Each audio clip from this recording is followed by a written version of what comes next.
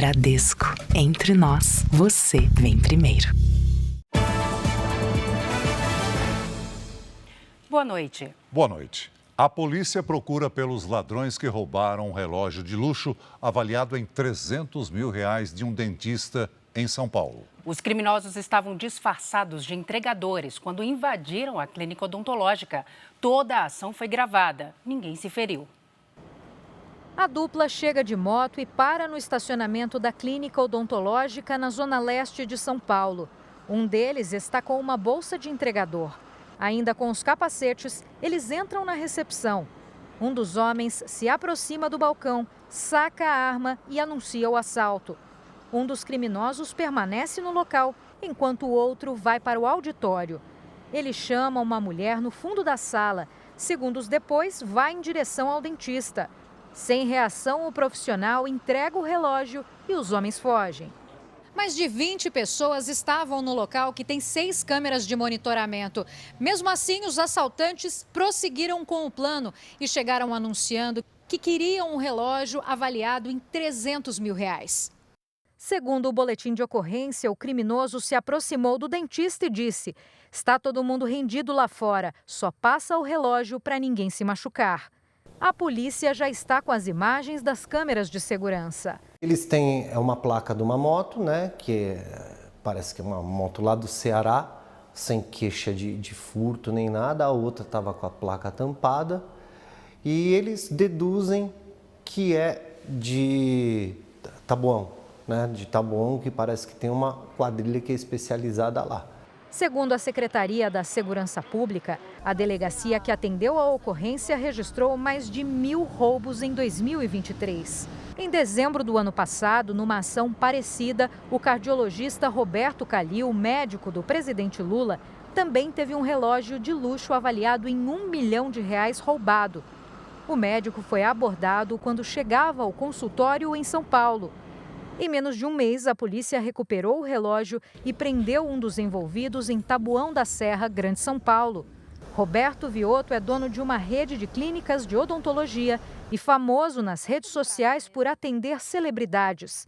Ele já foi vítima de outros roubos deste tipo. E se tem um bandido é porque tem um receptador. Então esse receptador é o que faz essa máquina da bandidagem funcionar. Mas não dá para usar, não dá. Acho que ou eu aprendo a lição agora ou eu vou continuar tomando prejuízo.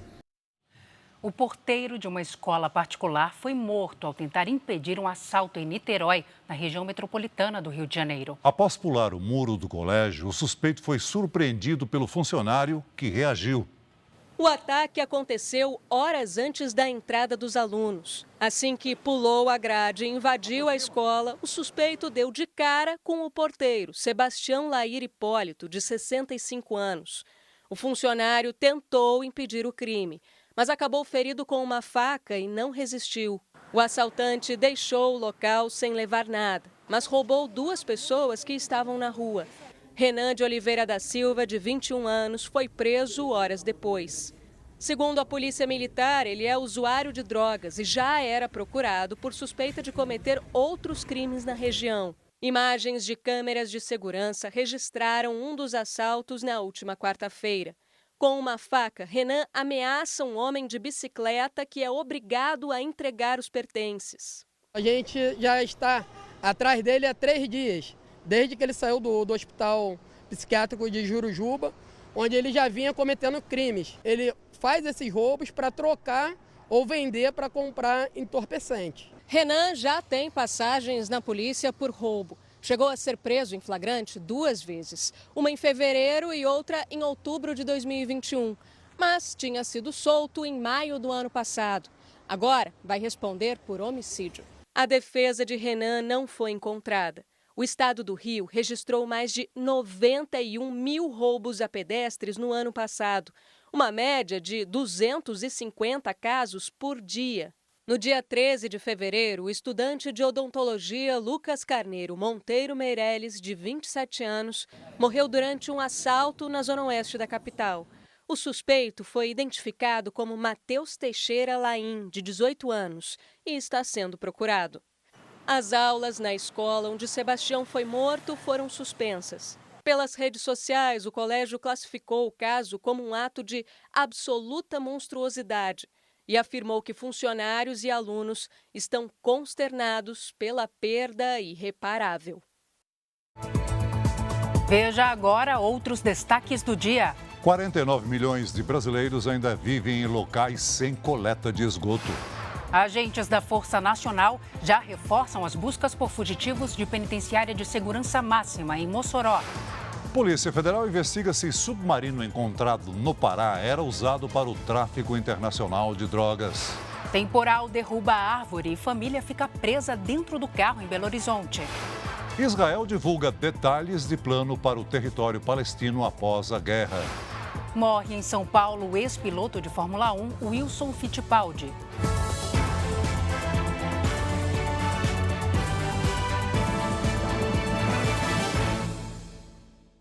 Oferecimento: Bradesco. Crédito com até 90 dias para começar a pagar.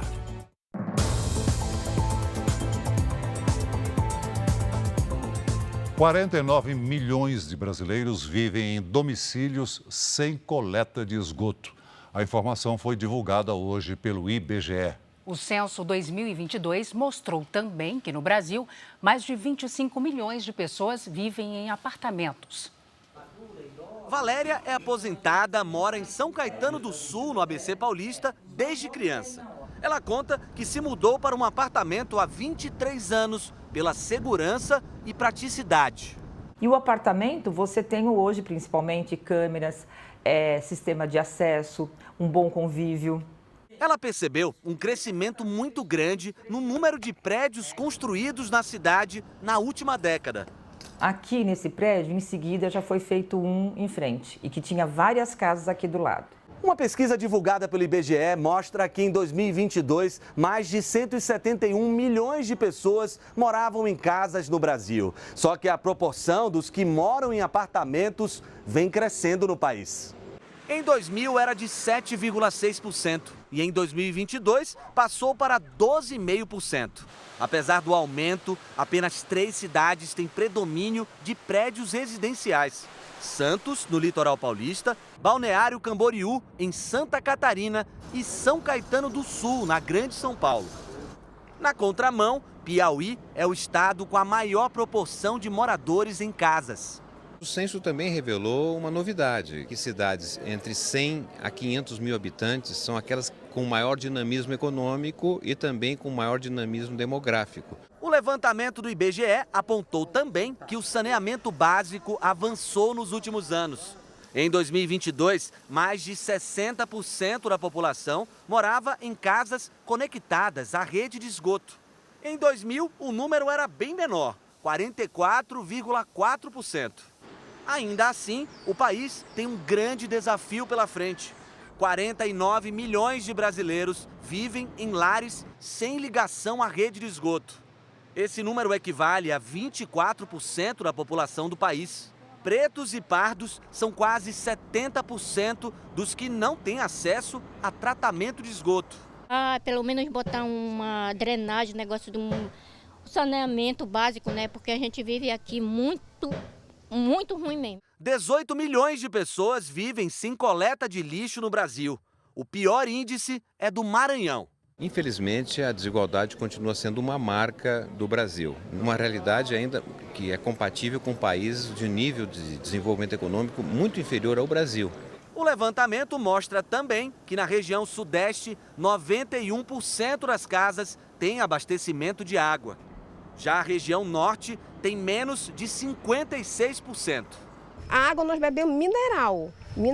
Para cozinhar, para fazer o café. Já tomamos até banho com água mineral, por falta de água.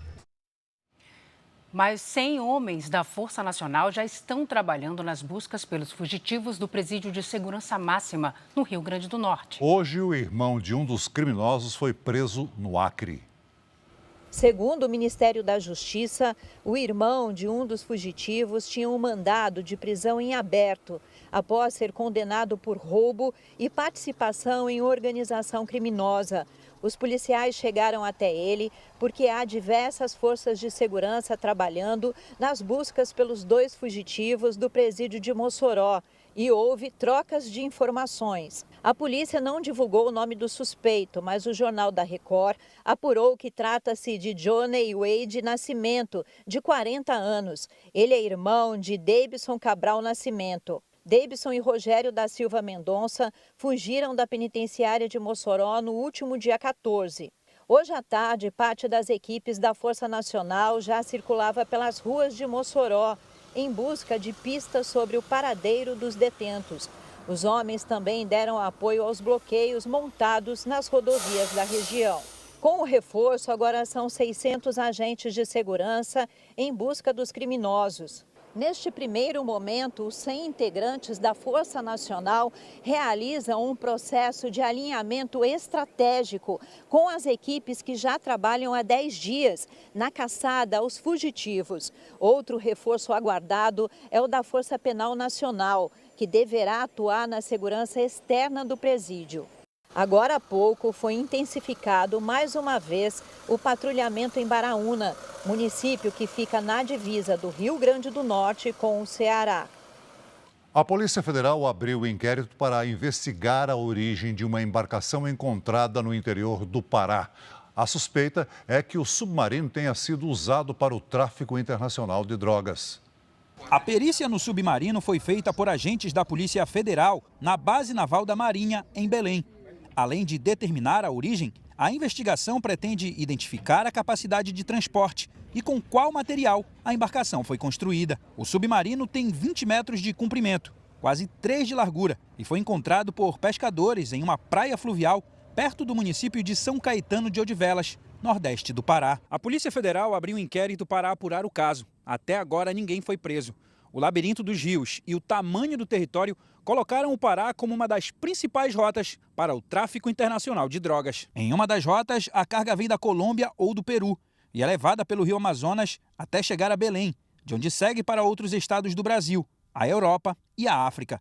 Para escapar da polícia, os criminosos têm investido cada vez mais na construção dessas embarcações, que conseguem navegar com a maior parte do casco debaixo d'água. Eles sempre vão buscar a evolução dos seus meios, dos seus modais de transporte, porque estamos falando aí de uma economia que é bilionária. Uma pesquisa da Universidade Federal de Goiás traz um alerta às autoridades de saúde. Foram encontrados ovos de Aedes aegypti já infectados por zika e chikungunya. A descoberta indica que não é preciso que o mosquito tenha contato com uma pessoa contaminada para se tornar transmissor das duas doenças. A pesquisa durou 2 anos. Para chegar ao resultado, 1.570 ovos do mosquito foram coletados em todas as regiões de Goiânia. Depois que as larvas nasceram e viraram mosquitos, os pesquisadores fizeram exames. O resultado apontou que 20 insetos testaram positivo e já estavam contaminados com a chikungunya e 10 com a zika, antes mesmo de terem qualquer contato com humanos.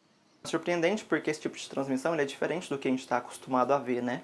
Que é quando o mosquito ele tem que picar alguém infectado para ele poder transmitir esse vírus.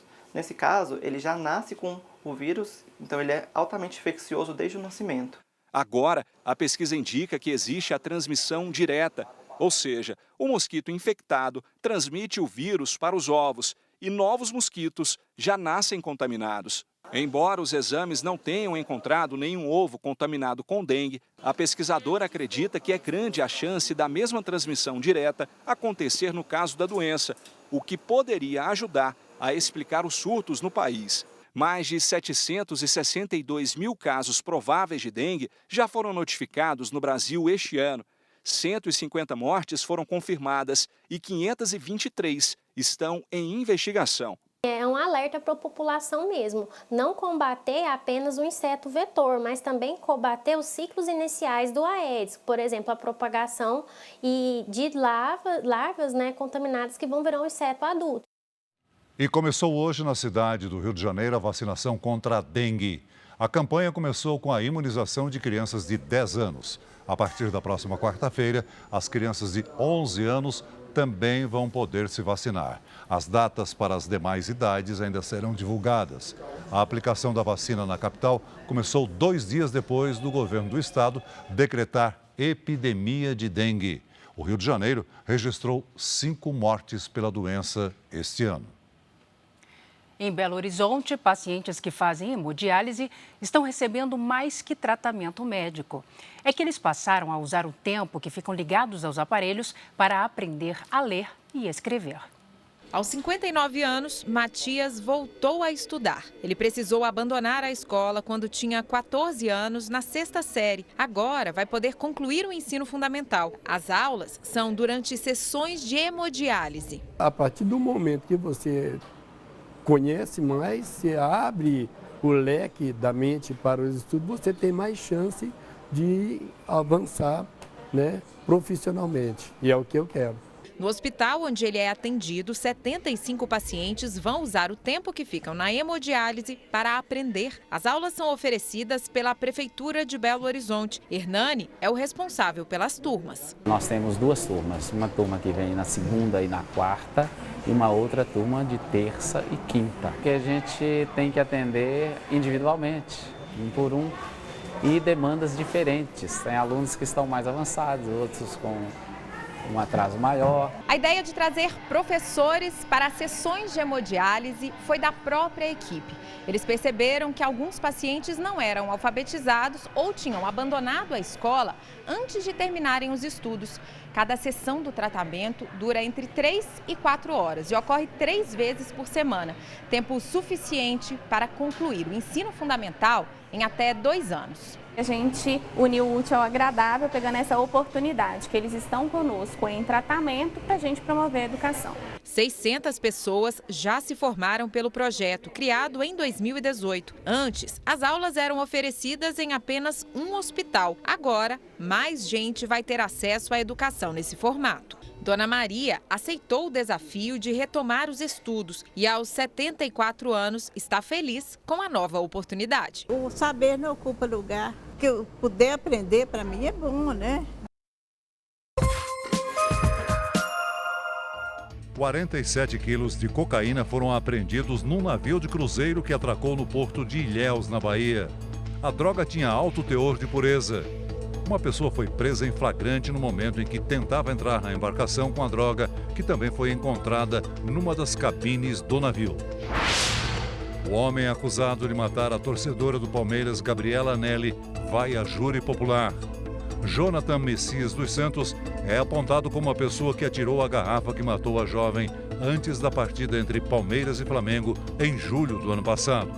A defesa do acusado diz que a decisão é ilegal e testou-a da realidade das provas. No Ceará, imóveis e carros de luxo avaliados em 14 milhões de reais foram apreendidos numa operação da Polícia Civil contra uma quadrilha suspeita de estelionato. O grupo fazia operações com moedas virtuais e prometia grande retorno financeiro. Um encontro em Paris trata de um possível acordo de paz entre Israel e o grupo terrorista Hamas. Hoje foi divulgado o primeiro plano de Israel para o território palestino, que pode ser colocado em prática após o fim da guerra. A delegação israelense chegou a Paris nesta sexta-feira para reuniões com representantes do Egito, Catar e Estados Unidos. Esses países atuam como mediadores do conflito, já que Israel e os terroristas do Hamas não negociam diretamente. Israel quer chegar a um acordo para libertar os reféns. Cerca de 100 pessoas ainda estão em poder dos terroristas. Hoje foi tornado público o plano para o pós-guerra que o primeiro-ministro Benjamin Netanyahu apresentou ao Gabinete de Segurança israelense.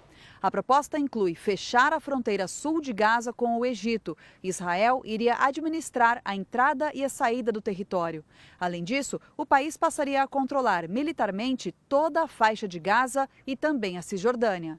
No plano de Israel, Netanyahu defende a participação de representantes civis no governo palestino, mas que não tenham ligação com grupos terroristas. Benjamin Netanyahu também quer a substituição da Agência da ONU para Refugiados Palestinos por outros grupos de ajuda internacional. Funcionários da UNRWA foram acusados de envolvimento com os terroristas do Hamas e participação no ataque de 7 de outubro. O plano já foi rejeitado por autoridades palestinas. Enquanto a paz não chega na região, tanques de guerra e helicópteros israelenses cercam a faixa de Gaza. Estas imagens do exército de Israel mostram novos ataques aéreos e operações terrestres no território palestino. Hoje, o ministro das Relações Exteriores de Israel voltou a fazer referência ao Brasil. Numa rede social, Israel Katz postou uma ilustração que mostra brasileiros e israelenses reunidos em torno das bandeiras dos dois países e escreveu: "Ninguém vai separar o nosso povo, nem mesmo você, Lula." Os Estados Unidos anunciaram novas sanções contra a Rússia na véspera do aniversário de 2 anos de invasão da Ucrânia. A lista inclui mais de 500 empresas e pessoas. As sanções vão desde bloqueios de bens até dificuldades para movimentar dinheiro fora da Rússia. 2 das maiores empresas do país estão na lista do governo americano. E também o vice-diretor do Serviço Penitenciário, que administra a prisão onde morreu o maior opositor do presidente Vladimir Putin. Segundo o governo americano, o objetivo é responsabilizar a Rússia pela morte de Alexei Navalny. Amanhã, o conflito no leste europeu completa 2 anos e a Rússia voltou a intensificar os ataques contra a Ucrânia. Na cidade de Odessa, 3 pessoas morreram na ação que usou drones contra alvos civis. Em Dnipro, 8 pessoas ficaram feridas. Já a Ucrânia anunciou que abateu um avião russo avaliado em mais de R$1,5 bilhão. De volta às notícias do Brasil, uma família ficou presa no carro depois que uma árvore e cabos de energia atingiram o veículo durante uma chuva forte em Belo Horizonte. Os ocupantes só conseguiram desembarcar em segurança porque esperaram a rede elétrica ser desligada. As raízes ficaram expostas, parte da calçada foi arrancada, os galhos puxaram a fiação e o poste veio abaixo. O carro da Marcela estava estacionado e foi atingido em cheio. Olhei pela janela e já vi o poste caindo em cima do meu carro, o caos já todo instalado aqui fora, uma bagunça completa. A árvore de grande porte caiu durante uma chuva forte em Belo Horizonte. Um outro carro que passava pelo local também foi atingido. Nele havia uma família. Os fios energizados ficaram sobre o veículo. A família não se feriu porque não desembarcou. Quando um carro é atingido por uma descarga elétrica, como um raio ou um fio energizado, a corrente passa pela parte externa do veículo em direção ao solo. O isolamento no interior ocorre pelo princípio da gaiola de Faraday, que ganhou esse nome por causa do experimento do físico britânico Michael Faraday. Assim, não há perigo para os ocupantes se ninguém tocar em partes metálicas. Ao tentar sair e pisar do lado de fora, o corpo humano funciona como um condutor fechando um circuito elétrico, o que vai causar o choque e pode levar à morte. No caso de Belo Horizonte, um homem, a esposa, uma adolescente e um menino precisaram esperar a energia ser desligada para descer do carro em segurança. A gente ficou em estado de choque, todo mundo muito assustado. Fiquei até com medo de sair, mas ele me deu essa segurança, falou, pode sair, o carro já está sem energia, já é seguro. Aí nós saímos, meu menino saiu emocionado, chorando. Primordial entrar em contato com a gente pelo número 193, passar a localização e o máximo de detalhes para que as nossas equipes cheguem e atendam ali com qualidade. A chuva neste começo de ano tem causado estragos em boa parte do país. Em Salvador, a água barrenta invadiu casas e muita gente perdeu tudo que tinha. Em Goiás, na BR-060, um córrego transbordou. O nível da água subiu tanto que ultrapassou a altura da ponte. Hora da previsão do tempo. A Lidiane Sayuri já está aqui com a gente. Oi, Lid, boa noite. Como é que vai ser o fim de semana? Tem algum alerta? Tem sim, principalmente para a metade norte do país. Salsi, boa noite para você. Celso, muito boa noite. Boa noite a todos. Neste momento, as imagens de satélite mostram nuvens bem carregadas espalhadas pelo Brasil. No fim de semana, os temporais acontecem à tarde e à noite e podem causar transtornos em todas as áreas em destaque aqui no mapa. Amanhã, uma frente fria avança do sul para o sudeste e muda o tempo. Em Florianópolis e no Recife, chuva, raios e calor de 31 graus. Vitória e Boa Vista são as únicas capitais com tempo firme, máximas de 34 e de 37 graus. Em Campo Grande faz até 32. O Rio de Janeiro será a capital mais quente, com 38 e pancadas à tarde. Em São Paulo também chove e faz 31. Em Palmas e em Salvador, chuva a qualquer hora, com 29 graus. Tempo Delivery. O José quer saber a previsão para o fim de semana em Itajaí, Santa Catarina. Vamos lá. José, aqui na nossa tela, boa noite. O sábado começa com sol e a temperatura sobe rápido até 31 graus. À tarde, a frente fria passa e aí muda o tempo. No domingo e na segunda tem previsão de chuva forte e o calor diminui para 28 e 25 graus. Agora é a vez da Lani, que é de Prado, Bahia. Lani, seguinte, a chuva perde força nos próximos dias e aos poucos o risco de transtornos diminui. No sábado e no domingo, máxima de 29. Na segunda-feira, até 28. Previsão personalizada para qualquer cidade do Brasil e do mundo é aqui no Tempo Delivery. Mande seu pedido pelas redes sociais com a hashtag você no JR. Salce, Celso, bom fim de semana. Para nós, Lídia. Obrigada. Para você também, Lídia. Veja ainda hoje, o chamado Enem dos concursos tem mais de 2 milhões de inscritos. A maioria dos candidatos é formada por mulheres. Supremo Tribunal Federal julga se motoristas de aplicativo têm vínculo trabalhista com plataformas de transporte.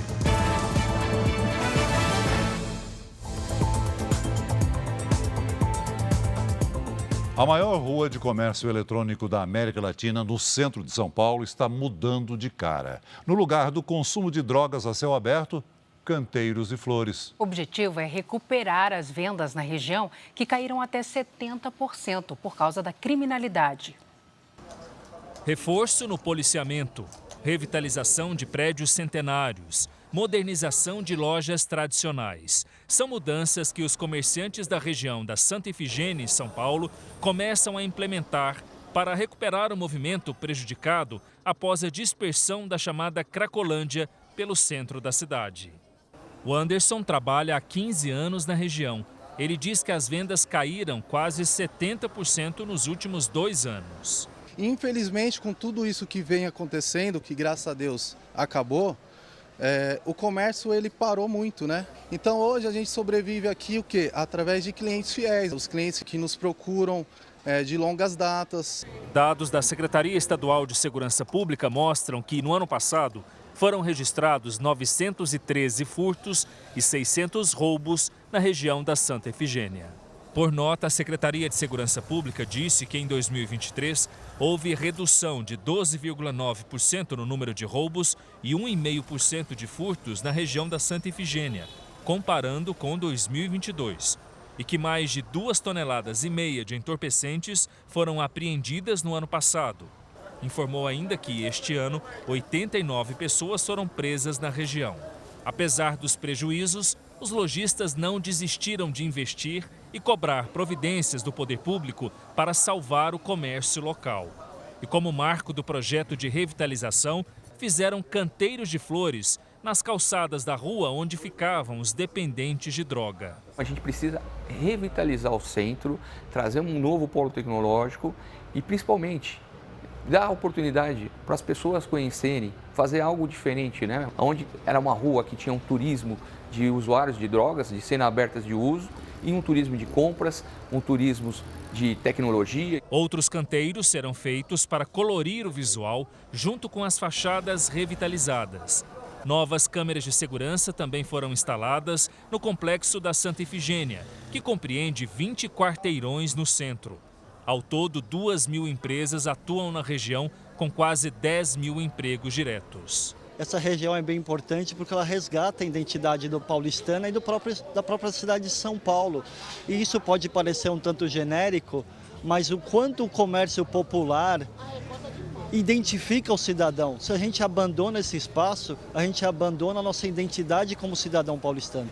A Santa Efigênia é a maior rua de comércio de produtos eletrônicos da América Latina. Segundo a União dos Lojistas, o lugar já teve circulação de até 100.000 pessoas por dia, mas hoje a média não passa de 10.000. As ações de revitalização também tem o objetivo de resgatar a fama de turismo de compras que a região criou ao longo dos anos. A galera precisa voltar a comprar, né? A gente precisa passar a confiança de que realmente existe uma segurança aqui. A rua ela tem uma história, né? Morreu hoje o ex-piloto de Fórmula 1, Wilson Fittipaldi Júnior. Wilsinho, como era conhecido, fez história nas pistas e fundou a única equipe de Fórmula 1 do Brasil. Ele estava internado desde dezembro depois de sofrer uma parada cardíaca provocada por um engasgo durante um almoço em família. O Wilson Fittipaldi Júnior estreou nas pistas na década de 1960. Nos anos 70, chegou a correr 38 grandes prêmios pela Fórmula 1 e fundou a primeira e única equipe brasileira da categoria. Wilsinho e o irmão Emerson Fittipaldi, bicampeão mundial, pilotaram os carros da Copersucar. A escuderia durou até 1982. O arrojo que ele teve de montar uma equipe brasileira, isso há 40 anos atrás, 50 anos atrás, quer dizer, um negócio totalmente maluco de fazer na época, e o Wilson fez. Acostumado a dirigir em alta velocidade, Wilson Fittipaldi só aprendeu a andar de bicicleta depois que abandonou as pistas. Nesse vídeo, ele compartilhou o momento em família com os fãs. Wilson Fittipaldi estava internado neste hospital em São Paulo desde o dia 25 de dezembro, quando se engasgou com um pedaço de carne e sofreu uma parada cardíaca. Chegou a apresentar melhoras, mas no fim do mês passado, o quadro piorou e ele foi entubado novamente. Hoje pela manhã, o hospital comunicou a morte do ex-piloto. Em 2012, o Wilsinho foi diagnosticado com Parkinson e nos últimos anos enfrentou alguns problemas de saúde. Com sobrenome identificado ao automobilismo, foi reconhecido como um dos principais preparadores de carros de corrida do país. Wilsinho, também chamado de Tigrão pelos amigos, recebeu homenagens de diversas pessoas do automobilismo, como os pilotos Rubens Barrichello e Felipe Massa. Wilson deixa mulher e um filho, o também piloto Christian Fittipaldi. Christian postou uma foto do pai com a frase: "Sem palavras, só amor". O presidente Lula participou hoje do lançamento de um programa de investimento na cultura e inaugurou um terminal que integra corredores de ônibus no Rio de Janeiro. O presidente participou da inauguração do Terminal Gentileza. A obra faz parte do novo corredor exclusivo de ônibus articulados da cidade. Com 26 quilômetros de extensão, o BRT Transbrasil deve reduzir pela metade o tempo de deslocamento entre o centro e a zona oeste. São 20 estações entre a região portuária e o bairro de Deodoro. Nas estações terminais também haverá integração com linhas convencionais e uma exclusiva que levará até o aeroporto do Galeão. O projeto ainda prevê integração com o VLT, o veículo leve sobre trilhos, que dará acesso ao aeroporto Santos Dumont. 250 mil pessoas devem ser transportadas por dia até 2030. O malandro que chega em casa tarde dizendo: porque tem problema de ônibus, amor. Eu demorei. Agora, cara, parou. Agora não vai poder mais mentir que tem problema de transporte, porque a mulher está marcando no relógio. É 25 minutos, não é mais 2 horas, não. Previsto para ser inaugurado no fim de 2016, o BRT Transbrasil atrasou mais de 7 anos para ser concluído. 2 estações terminais para a conexão com ônibus vindos da Baixada Fluminense permanecem em obras. E o projeto já consumiu 2 bilhões de reais, quase 3 vezes o valor inicialmente planejado de 700 milhões de reais. No início da noite, o presidente Lula esteve no Museu de Arte Moderna do Rio para o anúncio de liberação de verbas para a cultura em todo o país. Os investimentos que serão selecionados pela Petrobras chegam a 250 milhões de reais. Os projetos deverão estar inscritos na Lei Rouanet ou na Lei do Audiovisual. É o maior investimento já feito pela Petrobras na cultura brasileira. Cada região do país terá direito a pelo menos 15% dos recursos. Esse investimento é fonte de renda, empregos e oportunidades. Nós não podemos abrir mão desta riqueza.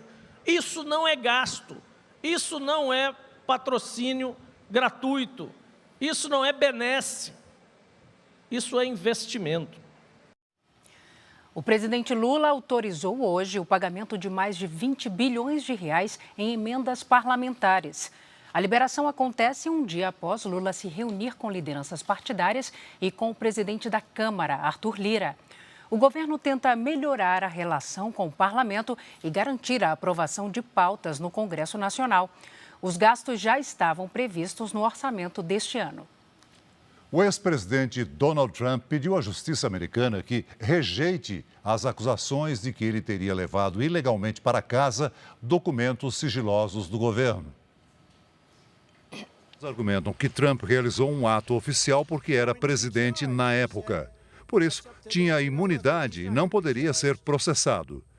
13 mil documentos foram apreendidos na propriedade de Trump, na Flórida. O caso integra uma das 4 acusações criminais que o ex-presidente enfrenta. Em outra ação, Trump foi condenado a pagar o equivalente a mais de 2 bilhões de reais por manipulação fiscal de patrimônio. O ex-presidente diz que sofre perseguição política. Trump lidera a disputa para ser o candidato do Partido Republicano na disputa à presidência dos Estados Unidos em novembro. Cerca de 100 carros se envolveram em um engavetamento na China. A pista estava coberta com neve e os veículos acabaram empilhados. 9 pessoas ficaram feridas. O país asiático enfrenta um inverno rigoroso com temperaturas que chegam a 50 graus negativos.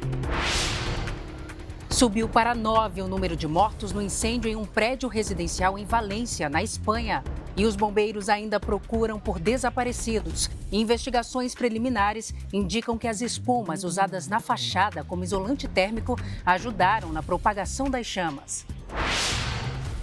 Depois da passagem pelo Brasil, o chefe da diplomacia americana, Antony Blinken, se encontrou hoje com o presidente da Argentina, Javier Milei.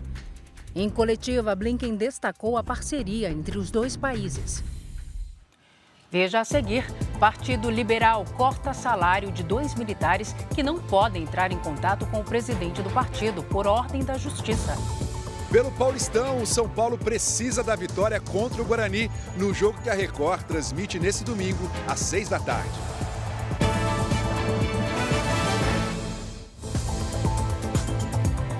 O Supremo Tribunal Federal julga se há vínculo trabalhista entre os motoristas e os aplicativos de transporte. Vamos saber mais detalhes com Luiz Fara Monteiro, direto de Brasília. Boa noite, Fara. Oi, Celso, boa noite a você, a Salsa e a todos que acompanham o JR. Os ministros começaram a decidir nesta sexta-feira se o posicionamento da Corte vai valer para todos os processos no Brasil. É a chamada repercussão geral. A primeira turma do Supremo Tribunal Federal já se manifestou sobre o assunto em dezembro do ano passado e derrubou uma decisão que reconhecia a relação de trabalho entre o motorista e a empresa de aplicativo, mas encaminhou a ação ao plenário da Corte. Nesta sexta-feira, os ministros começaram a decidir se a tese que será estabelecida vai valer para todas as ações no país. E se a repercussão geral for adotada, milhares de processos sobre o tema serão impactados. O relator do caso, o ministro Edson Fachin, votou a favor da repercussão geral e a maioria dos ministros do STF entende que a Constituição permite contratos de trabalho alternativos à consolidação das leis trabalhistas, a CLT. O trabalhador ele não conseguiu ainda entender que o vínculo não é ele ficar preso na plataforma. O vínculo seria ele ter direitos que até hoje nunca teve. A Associação Brasileira de Mobilidade e Tecnologia, entidade que representa os aplicativos, disse em nota que não há vínculo empregatício na relação trabalhista entre profissionais e plataforma tecnológica e que defende a construção de um modelo regulatório do trabalho intermediado por plataformas tecnológicas. Segundo o Instituto de Pesquisa Econômica Aplicada, o IPEA, existem mais de 1.700.000 motoristas e entregadores de aplicativo em todo o Brasil. Desde o ano passado, um grupo que inclui representantes das empresas discute junto ao Ministério do Trabalho a regulamentação do serviço por aplicativo. Um dos temas é a possibilidade de adoção de uma remuneração mínima. O concurso público unificado já tem mais de 2 milhões de inscritos. O chamado Enem dos concursos vai dar mais oportunidades tanto para os candidatos como para os órgãos públicos que vão contratar. O funcionalismo público federal terá 6.640 novos servidores, mas para conseguir uma das vagas, é preciso vencer uma grande concorrência. Segundo o Ministério da Gestão, mais de 2.100.000 pessoas se inscreveram no concurso. As mulheres são maioria, com 56% das inscrições. Mais da metade dos candidatos recebe hoje até 3 salários mínimos.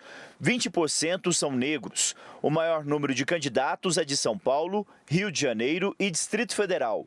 Um dos principais objetivos do concurso unificado nacional é deixar os participantes mais próximos dos locais de prova. 94% da população apta a fazer o concurso terá uma cidade a menos de 100 quilômetros de distância para fazer a prova. Os salários iniciais variam de R$ 4.000 a mais de R$ 22.000. A advogada Juliana se inscreveu para a área de gestão governamental e administração pública. Há muitos anos eu estou na iniciativa privada e gosto da iniciativa privada, mas me interessa também, me interessou o cargo, o salário, os benefícios que o serviço público traz e que a iniciativa privada não tem. As provas vão ser realizadas em 5 de maio. 2 dias depois começa a divulgação dos gabaritos. O resultado será divulgado em 30 de junho e a convocação dos aprovados começa em 5 de agosto. E o PL cortou os salários pagos pelo partido ao general Braga Neto e ao coronel Marcelo Câmara. Os 2 militares não estão prestando serviços à legenda porque estão impedidos de se comunicar com o presidente da sigla, Valdemar Costa Neto. Os 3 foram alvos de operação da Polícia Federal, que investiga se houve uma tentativa de golpe de Estado. Braga Neto recebia cerca de R$30 mil. Já os vencimentos de Marcelo Câmara eram de R$20 mil.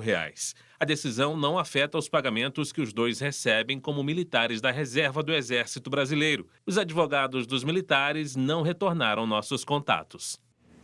Eu fico por aqui. Para saber mais notícias de Brasília, é só você acessar o r7.com. Voltamos ao estúdio em São Paulo. Celso. Obrigado, Fara. Um raio atingiu uma árvore que caiu sobre veículos estacionados em uma das principais avenidas do centro de São Paulo. Ventava muito no momento da queda. Uma câmera de segurança registrou o incidente na Avenida Brigadeiro Luiz Antônio. Os galhos atingiram um caminhão, um ônibus e o capô de um carro. Assustado, o motorista do veículo deu a marcha ré para se afastar. Não há informações sobre vítimas. Após o temporal, ao menos 48 árvores caíram na capital paulista. Uma parceria entre o governo da Bahia e o projeto Nova Canaã vai garantir educação integral para mais de 500 alunos em Irecê, na Bahia. Livros, cadernos e muitos sonhos. Crianças e adolescentes que vivem na extrema pobreza em Irecê, sertão baiano, encontraram no projeto Nova Canaã um incentivo para mudar de vida. Aqui, o aprendizado vai além do conteúdo passado na sala de aula. Os estudantes praticam esportes, aprendem técnicas básicas de agricultura e recebem todo o material necessário para manter a rotina de estudos. Uma iniciativa com mais de 20 anos que já mudou a história de muita gente, como a de Felipe. Eu não consigo imaginar o que seria a minha vida sem fazer parte do projeto Nova Canaã. Porque o projeto Nova Canaã, sabe, ele semeia. Ele semeia os nossos sonhos, ele rega através da educação, da cultura, do esporte, do lazer. Sem o projeto Nova Canaã, onde eu estaria hoje? Atualmente, o programa atende 520 alunos. O projeto era mantido através de doações, mas hoje ganhou um reforço importante. O governador da Bahia, Jerônimo Rodrigues, e a secretária estadual da Educação, Adélia Pinheiro, estiveram aqui para firmar um convênio com o projeto Nova Canaã e garantir educação integral para crianças e adolescentes. A educação em tempo integral é uma realidade em várias escolas estaduais da Bahia, mas essa é a primeira vez que o governo vai oferecer essa assistência a uma unidade fora da rede, através dessa parceria com o projeto que já atendeu mais de 2.000 famílias aqui do sertão da Bahia. Cofinanciar um projeto como este nos coloca em uma responsabilidade muito grande. Primeiro, da gente poder, junto com o que já existe, a gente acolher os estudantes. A gente acolher não só eles, mas as famílias deles. E quero agradecer a oportunidade que a Fazenda, o Projeto Canaã, está dando ao governo do Estado a oportunidade de compartilhar sonhos, mas de poder influenciar nesses sonhos. O tempo integral é comprovadamente ampliação de oportunidade e isso confirma diminuição da evasão escolar e ampliação de conhecimentos, saberes, competências, capacidades de escolha na vida, eu volto a afirmar.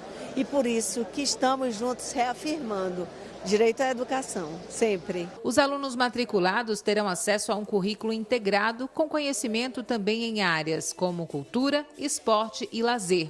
Serão 7 horas de aulas todos os dias e com 5 refeições garantidas.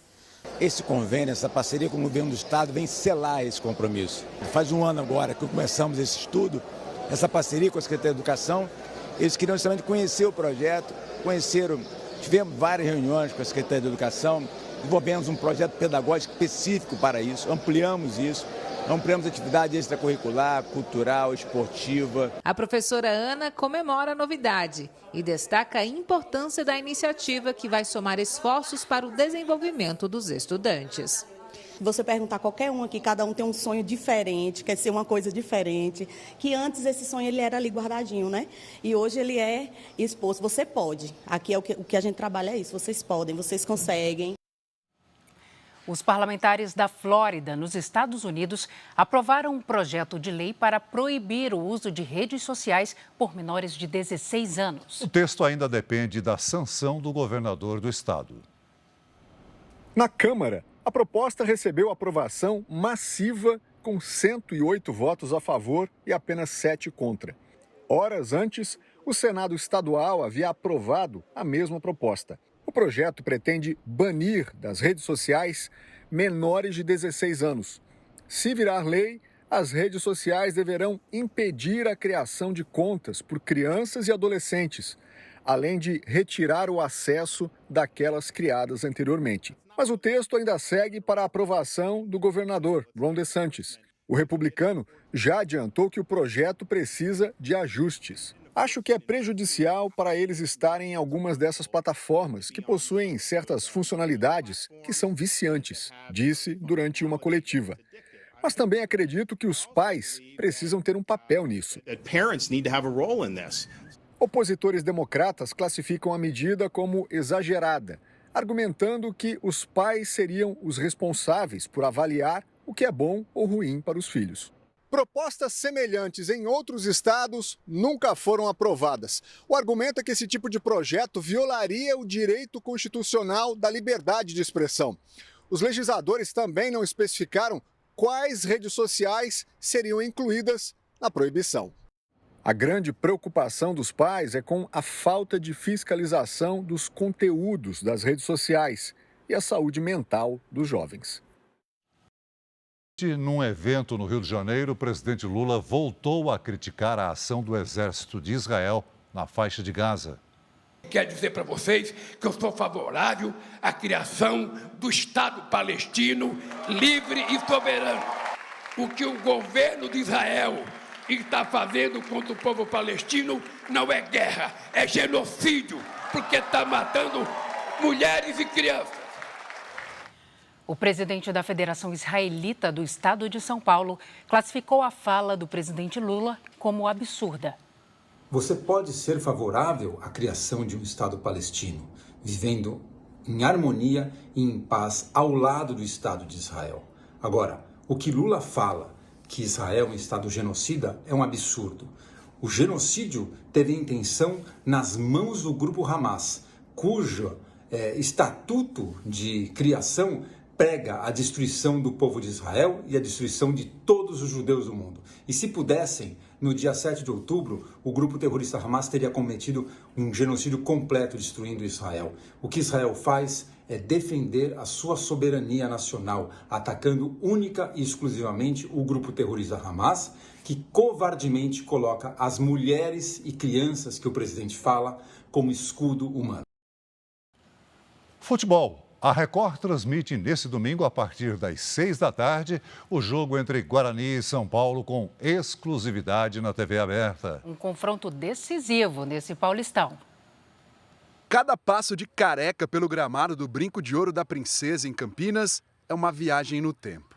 Em 1978, no mesmo estádio, ele fez o gol do título brasileiro para o Guarani, diante do Palmeiras, tornando-se ídolo eterno do time campineiro. 8 anos depois, no mesmo estádio, fez gol na final do Brasileiro de 1986, só que para o São Paulo e contra o Guarani, tornando-se ídolo são paulino. Eu cheguei com 15 anos no Guarani, então uma gratidão enorme. E aí, com 22 anos, conquistamos o que conquistamos ali pelo São Paulo. O coração dividido vai estar mais verde que tricolor nesse domingo. No domingo será essa torcida assim, para o Guarani, pela necessidade e pela importância do jogo, e que eles possam ter esse resultado positivo e manter assim na Série A. O Guarani só tem uma vitória no Paulistão até agora, apenas 5 pontos conquistados. É o penúltimo na classificação geral e está na zona de rebaixamento. O São Paulo também não está num momento tranquilo. É o terceiro colocado do Grupo D e hoje não estaria classificado para a próxima fase do Paulistão. O time não vence há 3 rodadas e Thiago Carpini ainda tem alguns problemas para escalar a equipe. O São Paulo não terá a zaga titular à disposição para o jogo. Na última rodada, contra o Bragantino, Arboleda foi expulso e Diego Costa vai cumprir a suspensão automática após receber o 3º cartão amarelo. Nós temos que ter em mente que sempre temos que ser os favoritos. Estamos em São Paulo e temos que brigar por título. Outro duelo histórico da rodada é entre Corinthians e Ponte Preta. Quem ganhar mantém viva a esperança de se classificar para a próxima fase. O Corinthians está mais confiante com os últimos resultados. Ontem venceu o Cianorte em Maringá por 3-0 e passou de fase na Copa do Brasil. Faltam apenas 3 rodadas para o fim da primeira fase e a partir de agora, todo jogo é decisivo no Paulistão. Essa edição termina aqui. À 00:30 tem mais Jornal da Record. Fique agora com Jezabel. E logo após Gênesis, Celso Zucatelli traz histórias inéditas em Quilos Mortais. Está imperdível. Boa noite para você. Boa noite.